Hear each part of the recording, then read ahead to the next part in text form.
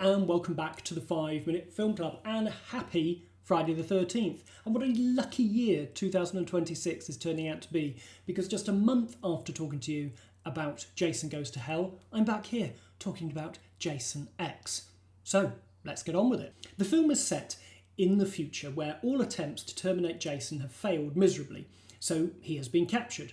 How, we never actually know, to be studied for his regenerative properties. Head of the Camp Crystal Lake Research Facility, Rowan LaFontaine, played by Lexa Doig, is keeping Jason safely away from the public, when that plan is hijacked by Dr. Wimmer, played incredibly by David Cronenberg, who comes in to take Jason away for further research.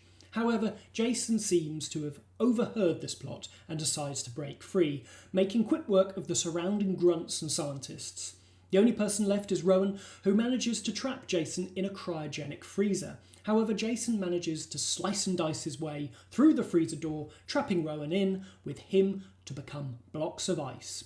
We then skip 400 or so years into the future, where Earth is a dead wasteland and students from Earth 2 go on field trips to it.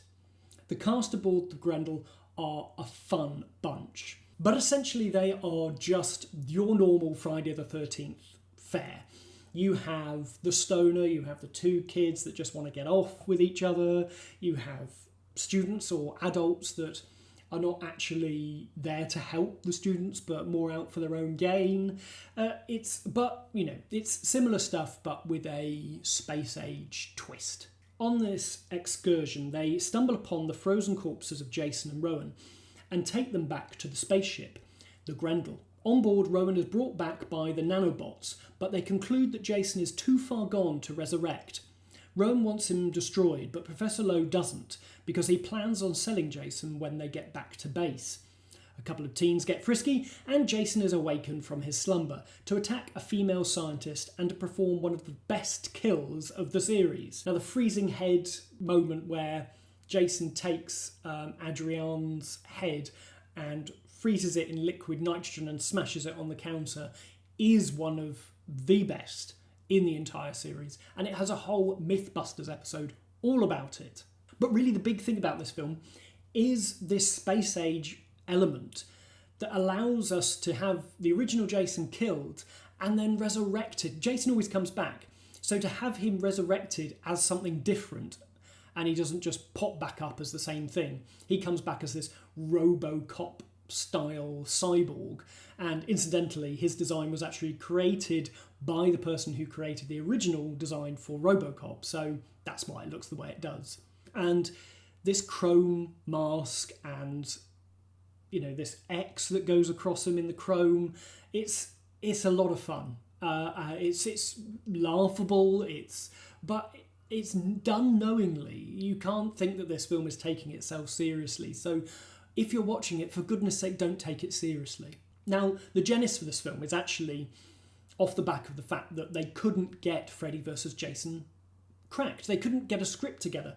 And so while that was all going on, Sean S. Cunningham, who I said last video, wanted to get the rights to the Jason name back just because he wanted to do a Freddy vs. Jason film, because he knew that that would be a commercial success. But it was just taking too long in his mind, so in order for the audience not to forget who Jason was, they decided to make a really low-budget Jason film. And they got on board Jim Isaac, who'd worked with Sean S. Cunningham. He'd also worked as an effects supervisor in his past life, working on Return of the Jedi, but also with David Cronenberg. And so he used David Cronenberg's effects team for Jason X, and as payment, David Cronenberg gets his little cameo in this film, and it's really fun, and David Cronenberg wrote all of his own lines, obviously. The moment where he says he doesn't want Jason, frozen, he wants him soft. That's such an amazingly creepy line delivered in classic Cronenberg fashion. One of the writers that was part of the Freddy vs. Jason team was Todd Farmer. He sort of circling the team that was writing Freddy vs. Jason at the time. He was tasked by Sean S. Cunningham and his son, Noel Cunningham, to come up with an idea for a new Jason film that wouldn't interfere with the eventual Freddy versus Jason. And so that's why he decides to push it far into the future. Now, space is where all good horror franchises go to die. Pinhead, Critters, Leprechaun, none of them made a lot of money. I mean, Critters is a direct-to-video series anyway, really. But still, it's not a good look for a franchise when they go to space. I think probably Jason makes the best go of this sort of story. And that's because it doesn't take itself too seriously. And it also has a cast of characters that are, and actors in there that are better than they need to be in this situation. And of course you have Kane Hodder as Jason, who is the shining light of this franchise. And this was his fourth and final time on the big screen playing Jason. And the franchise wouldn't be what it is without Kane Hodder. So Todd Farmer decided to do Jason in space. And he originally wanted this to be a dark Blade Runner style alternate world where they go down into the bowels of some research facility and find Jason and Rowan and resurrect them.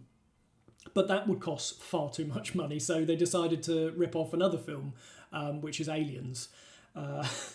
And this is what leads me to my biggest problem with Jason X, and that is the fact that Jason X is not at all scary. Alien and Aliens have some fantastically terrifying and tense sequences, which Jason X lacks massively. I think the moment of Scream happened and they got scared that people weren't going to come to these films unless they were knowingly funny. And that's fine. You can have a funny, knowing Jason film. But they forget that Scream is also a scary horror film. Jason X is not a horror film. It's an action film with horror elements, I would say. It's far more a teen comedy than it is a horror film. And I think that hurts it because it could be so much more. There's so much in it that could be really creepy. And there are some moments where it gets to that point where there's a kill with Jason and he takes a grunt back into like a little corridor and snaps his neck slowly.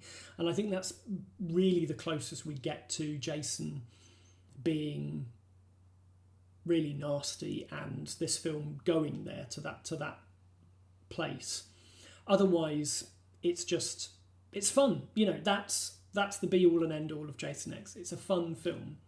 I think the score is great. Harry Manfredini in the new 4K video release from Arrow, he has a great extra on there where he exudes his love, his gleeful love for Jason X and creating its soundtrack with its gothic overtones and its sort of chrome-plated John Williams, Jerry Goldsmith moments, which I think are just fantastic. Now, this was the first Friday film I saw. This film was finished in 2000, and when it was brought back to the studio, the up top of New Line had disappeared. Michael DeLuca, who'd really been championing Jason's acquisition to New Line, fighting for Freddy versus Jason, making sure that script was right, working on Jason Goes to Hell, he was fired or moved on. And so when they got back, nobody was there to support Jason X.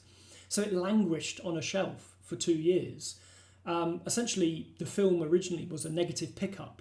And what that means is just the studio would buy the negative for the film. So they'd give a nominal amount, so 4 million or 5 million in the case of Jason X, just to own that negative and do something with it.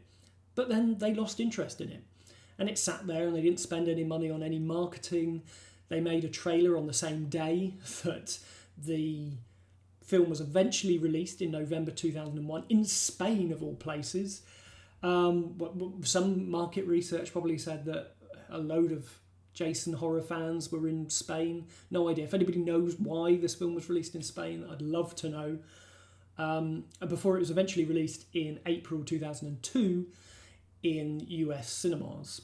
And then in summer 2002, I was able to rent it from a Blockbuster in Exmouth.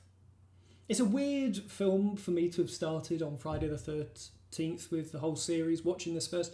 But also I think, watching it over 20 years later, I think actually it's quite a good introduction to the series because it builds up the myth of Jason at the start. I didn't know that he'd just been in hell, so the fact that he's in this research facility, and then that led me onto the internet and researching the timeline, the weird convoluted timeline for Friday the 13th. And so this did spark in me a love for the series that meant I did go back and watch all of the others and have watched all of them numerous times. And even though Jason X isn't at all scary, isn't at all really a horror film, I think it's one of my favourites of the franchise. It's definitely within the top 5 for me. But I'd love to know what you think. I'd love to know for the people out there what you think of Jason X all this time later. And when did you see it? Which order did you watch the Friday films in? Did you watch it chronologically from 1 all the way up to the most recent remake back in 2009? Or did you, do a Jason tapas and just dip in to the series willy-nilly? Anyway, I'll leave my rambling thoughts on Jason X there and just say thank you very much for watching. Thank you very much for watching all of these films with me over the past 6 years. And until the next Friday the 13th, I'll just say thank you very much for watching and goodbye.